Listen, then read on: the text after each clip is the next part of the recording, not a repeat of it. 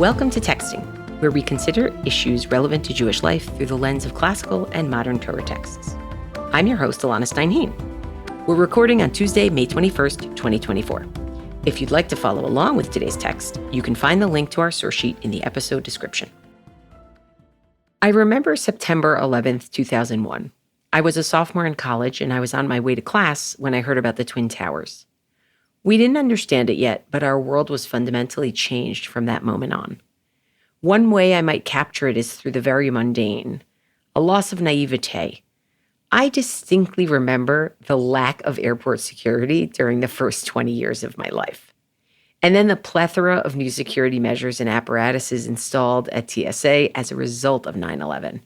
We had to take off our shoes, we had to take out our laptops, take off our belts, no liquids, etc., etc. And this event happened over 20 years ago.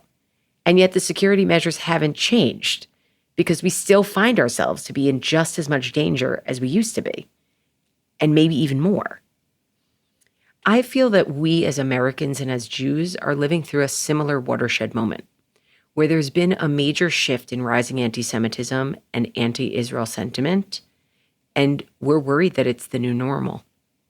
We don't know what comes next, as if any human beings ever truly do, but we're definitely worried that this too will not abate, and it may even get worse. So today I want to focus on the relationship between fear and change, which can be applied in a number of ways. Sometimes we actually fear making change. Sometimes we fear that something will never change. And sometimes we fear a change that has already occurred, and we're afraid we'll never be able to go back to the way things were. We're going to study a text from Vayikra Rabbah, or Leviticus Rabbah, as it's known in some weird combination of Latin and Hebrew. Today, I'm back with Christine Hayes. It's so great to be learning with you again. Thank you. So let's talk about fear and change. How would you describe their relationship as an overview? Well, change introduces something new by definition. And new things are untested. They're uncertain. And so humans have two basic responses to change and the uncertainty that it brings. And one response is hope, right? Hope that the change will be good for us in some way. So change inspires hope when the status quo is bad. But the other response to change is fear that the change will be bad for us in some way. So change inspires fear, maybe when the status quo is good, or at least not so bad as to risk something worse. I think what's so interesting about the passage we're going to be discussing is that it begins with a verse about fear, right? This verse from Yirmiyahu, in which God says, Al tirah, have no fear, my servant Jacob, which suggests to the rabbis that at some point in his life, Jacob felt fear. And that's what prompts God to say, have no fear. And the rabbis want to know when. When in Jacob's life story did God have to say this? When did he feel fear? And in this passage, they're going to settle on the scene in Genesis 28, in which Jacob has this vision of angels who are ascending and descending a ladder that stretches from earth to heaven. And they're going to explore this scene. And what did Jacob see? Why did it generate fear in him? Was it a fear of change? Was it a fear of the status quo? Those are all things explored in this passage. Yeah, I think the question of whether change inspires sort of excitement and positive anticipation, opportunity, or change inspires sort of like recoiling fear in action. As a person who's not great with transitions in general, I kind of know which side I fall on, to be honest. But let's take a look. So our text today is Vayikra Rabbah 29, subsection 2, and it has several steps. I think we're going to do this in 4 parts. One thing that's also useful to know is we're in Vayikra Rabbah. We're really talking about Leviticus chapter 23, and specifically the holiday of Rosh Hashanah, right? The day when your destiny is going to be decided for the collective of the people of Israel. So it's like layered Jacob's personal life and the collective life of the Jewish people. So let's take a look at what we might call scene 1, okay? So Rabbi Nachman Patach, he opened his homily with a verse from Jeremiah chapter 30, verse 10. Va'ata al tira avdi Yaakov. Don't fear my servant Jacob. Which, of course, is interesting. In Jeremiah, Jacob is a reference to the collective of the people of Israel. But nonetheless, what Rabbi Nachman suggests is Midaber b'Yaakov. This is actually talking about the biblical Jacob. As it is written, and Jacob dreamt, and behold, there was a ladder that was set on the ground. And of course, we know the rest. he saw angels going up and down. Rabbi Samuel, son of Nachman, said, "Let me tell you who those angels were. Those angels were actually the guardian angels of the various nations of the world. God showed Jacob the angelic officer angel of Babylonia going up 70 rungs, and the angelic officer of Media going up 52 rungs, and of Greece going up 180 rungs, and then Edom, which for the rabbis is Rome, ascending, and Jacob couldn't even tell how high up Rome was ascending. And at that moment, Nityareh Yaakov Avinu, Jacob was scared.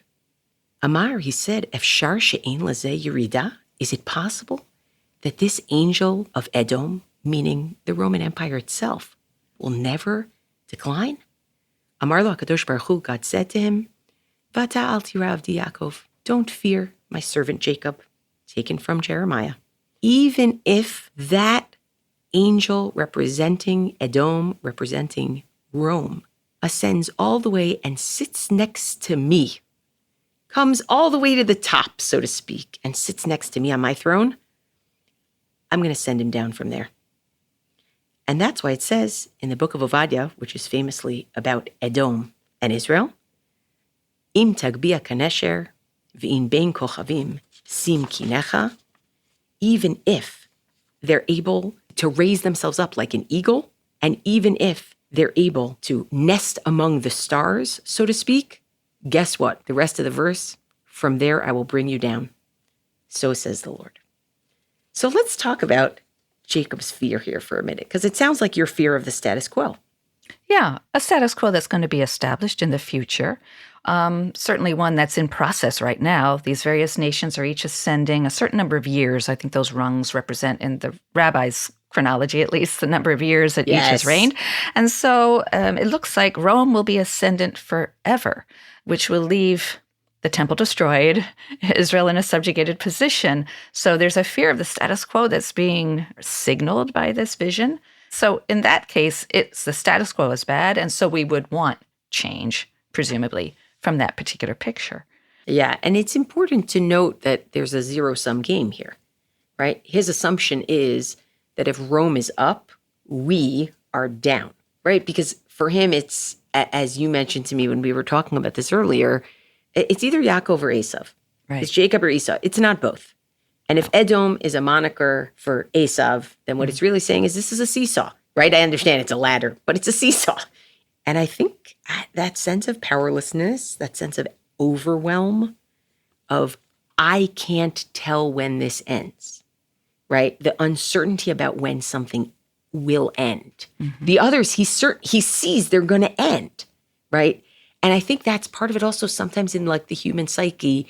If I know that there is a perceivable finish line to something, I can handle it. Sure. But if I don't, I think that's really where activists, I would say, are very impressive. Meaning because they're essentially saying, without us, we don't know when it ends, but we want to do something in order to try to end it. Right. Bring that horizon closer, right? So something's unbearable. For some people, the way to endure is to grab the horizon and try to bring it closer. Right. And that's just not, that's not the vibe, I would say, of this midrash. The vibe of this midrash is whatever's going to happen, God's going to do it.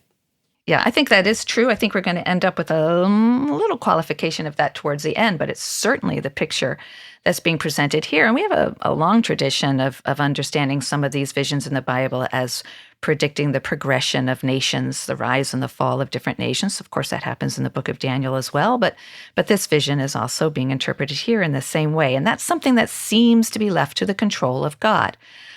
So he's being vouchsafed some vision of the future, and he's going to react when he sees only part of it. But we're going to have sort of a series of unfolding disclosures as we go through this particular passage, and he'll see more. And as he sees more, his fear will shift. There will still be occasions for God to be saying, Al tira, don't fear, but it's going to shift as different things are disclosed to him in this vision. Great. So let's move to piece 2, because I think they're really two sides of a coin, right? If Jacob starts off as, I'm afraid of the status quo. And let's remember his own status quo is at this point, he's running from his brother Esav. So he's in the middle of his own status quo that he's afraid of and doesn't know how it's going to end. Then this next part is he's actually afraid of change more than he's afraid of the status quo. Do you want to pick up on Rabbi Berechia? Continuing? Sure. We have a series of people who cite a tradition in the name of Rabbi Meir. And Rabbi Meir says that this teaches, milameds, that God showed Jacob, as we said earlier, the guardian angel of Bavel, of Babylon, ascending and descending, of Media ascending and descending, of Greece ascending and descending. But here's the change from the previous one. He also showed him the Sar of Edom, the sort of angel representing Edom, Ole Yored, also ascending and descending. And then God says to Jacob, and you too will ascend. So now the vision, the dream scene is being presented a little bit differently. He saw all of these angels going up and coming down, including Edom, and then God says, you too, Jacob, will ascend. So why would he be afraid, right? You would think, great news. Why would he be afraid? Yeah. But it says, Rabbi Meir says, at that moment, B'ota sha'a nityarei Yaakov Avinu, but he responded in fear to that news. He says, Shema chas v'shalom kashem she le'elu yirida af li kin. So he said, but perhaps, God forbid, then just as there was a descent for these following their ascent, it means that there will also be, right, af li kin, there will also be a descent for me following my ascent. So this change that you seem to be promising, God, I think I'm afraid of that too. Yes, I may ascend, but that might mean that I'm also going to fall. And God says, have no fear, al tira. So now the al tira is colored in a very different way. It's not an al tira that this terrible situation is going to continue. He's saying, no, al tira, don't be afraid of it changing. Don't be afraid of success. Don't be afraid of ascent. If you ascend, he says, there will be no descent for you forever. Ein lecha yerida olamit. I don't know if we want to give the last little line of this yet. But okay, let's leave it as a cliffhanger. Let's leave it as a cliffhanger because it feels to me like I'm looking at Jacob in the midst of his crisis, right? Mm-hmm. And one response is, oh gosh, Esav is going to be running after me forever. And that really turns into the collective, oh gosh, Rome is going to be able to persecute us forever. Absolutely. Right? Like it sort of is that big piece. But also in the midst of his crisis, God's like, I've got a way out for you. Mm-hmm. You can ascend. And he's like, no, that's a bad idea. Because if I ascend, then I'm also going to descend. It's that sense of I don't want to go anywhere, right? It's like deer in the headlights. I'm afraid to take the risk to take an affirmative step forward because I don't know what that's going to lead to either. Right. Doesn't know if it's going to end well. So this fear of failure, it's very paralyzing. And actually, it would be a reason to never do anything in your life, right? Because there's always the possibility of failure. So this kind of fear is self-undermining. And we have to really accept that a condition of human agency and free will is the possibility of failure and accept it and then get on with it, right? There aren't any guaranteed results. The lack of guaranteed results isn't a reason not to act. In fact, it's precisely what makes our freedom and our free action possible, right? If all the results were guaranteed, then we'd all just be living through or walking through a script. We wouldn't actually be making free moral choices, right? The whole point of freedom is the possibility of failure. This might surprise you, but when I looked at this midrash, I actually thought of Rachel Goldberg Polin. Huh. The reason why I thought of her is because she's made a choice to be so outspoken. And to some degree, when I saw the video of Hirsch, I was like, she saved his life. She turned him into someone who is a big bargaining chip. Yeah. Because she went so public. And to be honest, when she first went so public, I was like nervous about the opposite. And we still don't know. We don't know anything. But that question of when you are really in crisis, what do you do, right? Like, what choices do you actually have to make? And she made an incredibly strong choice. And I hope to God that it pays off, obviously. But I was really thinking about it when I read this. Right. And we don't know the results. It's always a gamble. It's always a risk. You don't know if it's going to end as you hope or going to end so much worse than you imagined. Right? Correct. Meaning, I was talking to Tessa, who works for the show, and, I love talking to her about this stuff before we record. And she said to me something like, if it can get better, it can also get worse, right? Meaning sometimes when you just stay still, and there are prosaic examples of this too, right? It's like people, whether you're in a job or you're in a relationship, it's like, do you have that conversation that's clarifying where you want to go? Or is that conversation actually going to lead to steps back, right? Either because maybe the other party is like, no, that's not where we wanted to go, right? It's kind of applicable at all those levels. It's even, I think about even the day after questions about Israel and Gaza. It's like, but if we do this, then what about that? And if we do that, then what about this? And it's very, very difficult because you don't have a crystal ball. You don't have a crystal ball. And I guess this is the time to tell people what Jacob decided. Yes, it is time. I mean, God, after all, offers him certainty, right? If what you've just described, Elana, is the fear that arises from the fact that we're uncertain and we're having to make a choice and making a step in the dark. We don't know if it will be better. We don't know if it will be worse. You would think that it would be allayed by having some certainty. Right. So God actually gives him certainty. He says, have no fear. If you ascend, there will be no descent for you forever. So we expect the next line that concludes this little section to be, he said, great, have at it. I'm on board, right? But he doesn't. Lo ha'emin velo Allah. But he didn't trust. He didn't trust, and so he didn't ascend. It's like, how desperately scared do you have to be for God to say, I've got you, and Yaakov to say, I'm not going up that ladder. That's right. I'm not going up that ladder. I know you're telling me, but I don't, right? Like, there's also something here, to be honest, like, we also know that in some ways, a major tension within the covenantal framework of God and the Jewish people is God says, aspire to be your best, and I also know you're going to mess up. Yeah. So it's not true that Jacob's not going to descend again. It's not true. Yeah. It's not true, right? And to an extent, like, Jacob knows that too. And I think that's a really interesting concept that God says, I'm willing to leave you up here forever. Yeah. But I would ask, what's to say that at some point Jacob and the collective won't mess up so that they also deserve to go down, right? And like, that's human nature. It is. And the truth of the matter is, I think the rabbis are really astute readers of the biblical text. I think one of the reasons that Jacob is my favorite patriarch is because... You're not supposed to have favorites, Chris. I know. But come on. You can't have favorites among your children, but you can have favorites among patriarchs, I guess. Among your parents, so to speak. Right, exactly. But one of the things that's so different about him, and in some ways, frustrating and yet lovable at the same time, is that he doesn't trust. He doesn't trust God. I mean, in a way, Abraham is presumably in Genesis 22 the model of blind obedience after, I think, many chapters of not being so obedient. And yet that doesn't work. Putting Isaac on the altar. Yeah.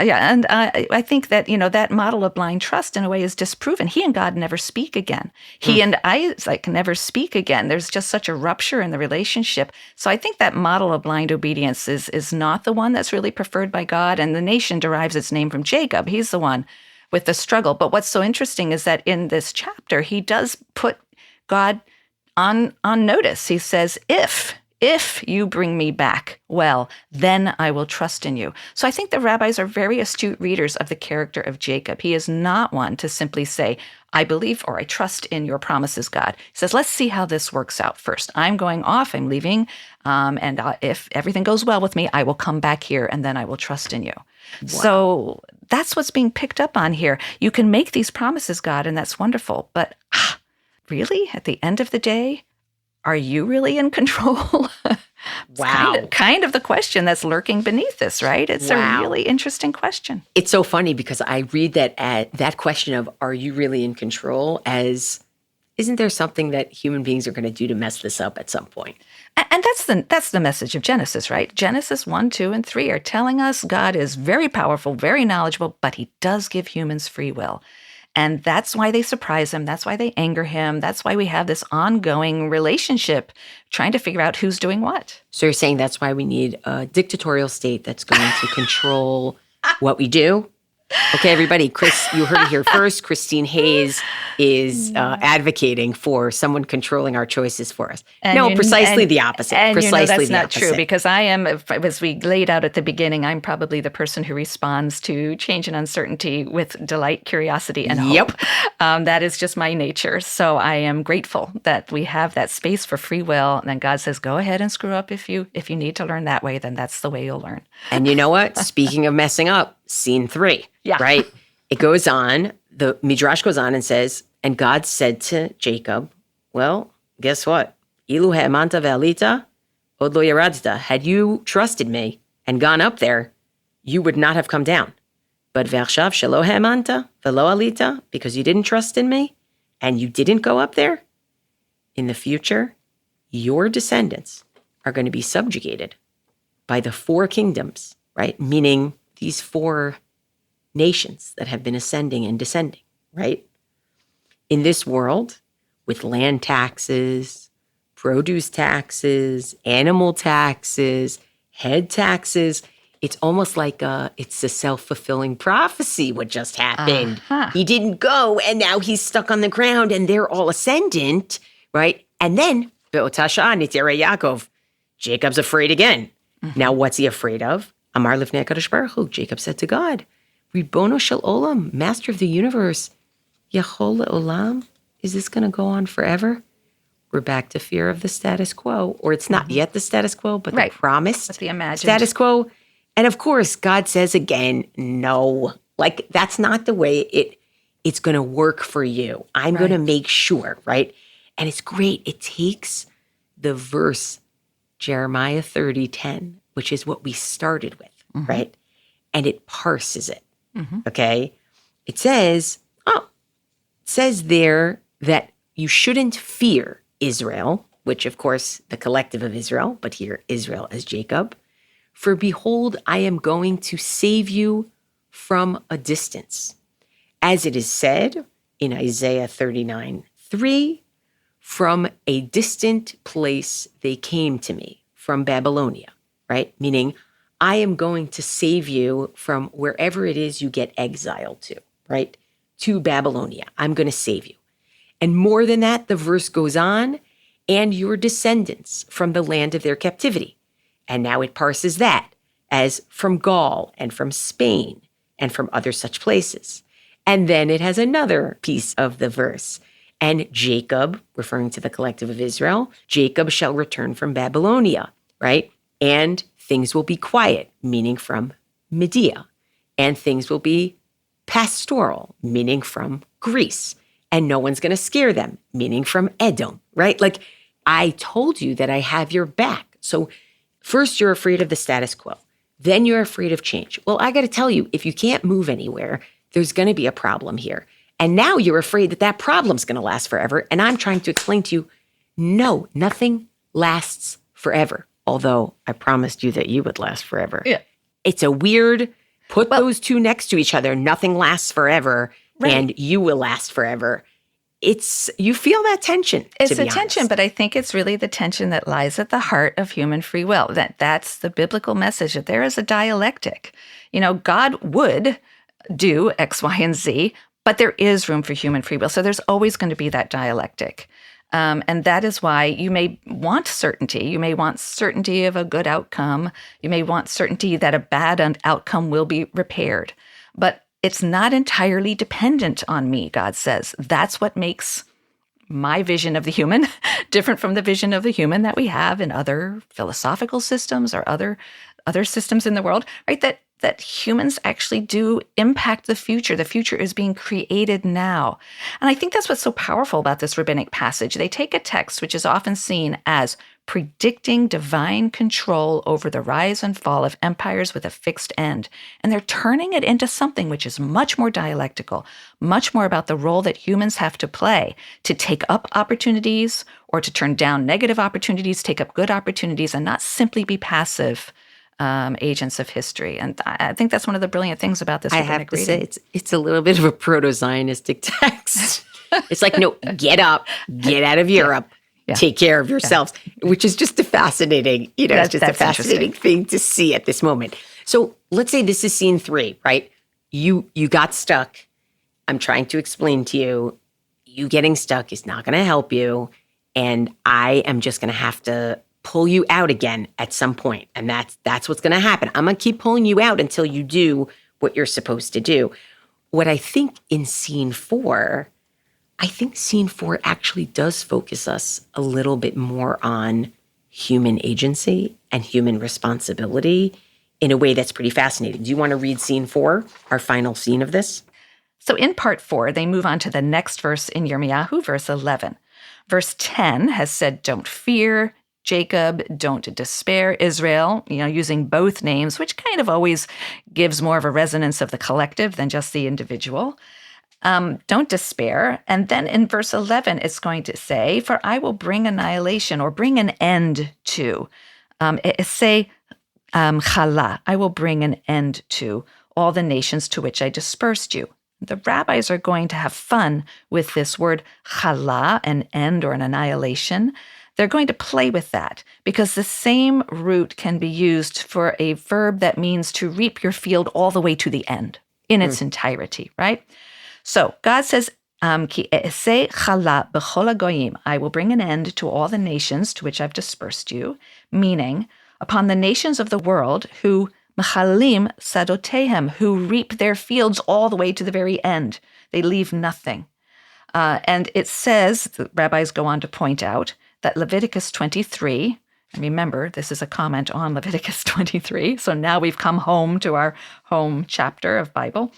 They remind us that it says in Leviticus 23, you shall not reap all the way to the corner or the sides of your field, lo techale, so you will not, reap to the very end. And so because Israel does that, I will not bring an end to you because you do not reap to the ends of your field. Play on words. Yeah, I will play on words very much. I'm going to chastise you with justice, the verse continues, right? I do afflict you with suffering, hence all of this, aliyah and yerida and all the rest that you keep. The ups and the downs. The ups and the downs, which in a way you continue and contribute to in some ways and make it go longer than it could otherwise because there is that element of human free will. And so I will afflict you in this world to cleanse you of your iniquities in the future, and that happens in the 7th month, Rosh Hashanah, bringing us back to Rosh Hashanah. But I think what's so interesting is that this phrase does introduce an element of agency. It's because of fulfilling this commandment to not exhaust the field when reaping it. That makes all the difference as to the course of history is what's being said here. It's not random that the nations are rising and falling, and you, Israel, have had a hand in this, in your ability to endure. I think if we want to, we could even read a kind of a contemporary message of sustainability into this last pun and this last play. It's because Israel doesn't fully exploit the produce of the earth, doesn't take absolutely everything out of the field, that they are the ones who are going to endure in the end. It will bring the rising and the falling to an end. So there's, kind of an interesting pro-sustainability message in there, as well as a message about human agency and the way we do craft our own fate and futures. Well, it is interesting as well that the mitzvah of peah, the commandment to leave part of the field, the corner empty, it's so that you can take care of the poor. Yeah. So that they can eat it. And I think there's something interesting. Yaakov's so worried about his vulnerability and, takes one to know one in a way that God is saying, because you care for the vulnerable, because you know vulnerability, and you actually express care for those in that state, I'm going to raise you up again at some point. Yeah. But those who end up being strong and forget to take care of the vulnerable, they're out, right? Exactly. At some point, they're going to, and that's a very empowering message for people who are in a state of vulnerability to say, keep taking care of those who are worse off than you or who are part of you. Keep taking care of them because that itself is something that I see. Yes. I see that. I take note of that. That impacts what I choose to do. And beautifully, that verse that you mention about leaving that corner open, it's the verses right before Rosh Hashanah in that chapter, right? So it's You do that, and it's going to lead you to a Rosh Hashanah that's going to bring you to your fullest potential at some point, right? So it's, it's kind of an interesting way to end, starting with, well, God, what are you going to do? Are you going to let this last forever? And then at the end, God saying, well, that really depends on you, right? Like if you choose to do the things that I think you should be doing, then it will end at some point. And it depends on you in perhaps the most mundane ways. You talked at the beginning about the paralysis, the powerlessness, the feeling of being overwhelmed. What can anyone do? And this really ends on this interesting note is take care of your corner of the field. Right? Don't forget acts of charity. No matter what you're going through historically, you might be oppressed. You still are obligated with acts of charity. There are always people who are in need of help. And the earth itself has to be sustained, right? That's what I love about Peah, right? It really combines both sort of the morality towards humanity and morality towards the earth and its productivity. So it's saying, if you're feeling powerless and helpless, start with your own backyard and your corner of it. Right. And of course, it starts with Yaakov saying, is there never an end? And it ends with God saying, let me tell you about ends, right? Let me tell you about ends of your field. Let me tell you about ends of difficult situations. And speaking of which, we've come to the end. Look, I think it's also, speaking of which, the sense of prolonged experience of crisis and fear and worry. And I don't know what the end is, but may we reach some endings. May people reach the endings that they need, and let's do it in a way that manifests who we are and who we want to be, kind of our best selves, even going through it, I would say. Endings to be hoped for rather than feared. Yeah, I'm into that. Thank you so much, Chris. It's always a pleasure to learn with you. Terrific fun. Thank you. Thanks for listening to our show, and special thanks to my Chevrucha this week, Christine Hayes. Texting is produced by Tessa Zitter with production assistance from Serena Shohet. Our senior producer is M. Lewis Gordon, and our executive producer is Maytal Friedman. This episode was mixed by Ben Azevedo at Bear Cave Audio, with music provided by Luke Allen. You can now sponsor an episode of this show. Follow the link in the show notes or visit shalomhartman.org/texting. We will acknowledge your gift on a future episode. We're always looking for ideas for what we should cover in future episodes. So if you have a topic that you'd like to hear about, or if you have comments about this episode, please write to us at texting@shalomhartman.org. For more ideas from the Shalom Hartman Institute, sign up for our newsletter in the show notes and subscribe to this podcast everywhere podcasts are available. See you next time, and thanks for listening.